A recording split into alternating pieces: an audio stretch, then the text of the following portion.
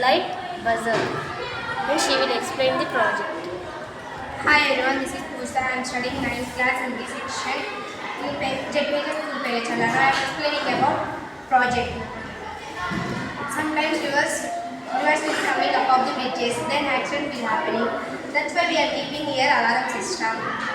See, when water is coming up of the bridge, then react to your alarm. See, here I am pouring water in it.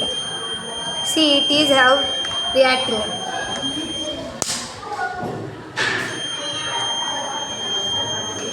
Then people will be alert. That's why people will be safe. Thank you. This is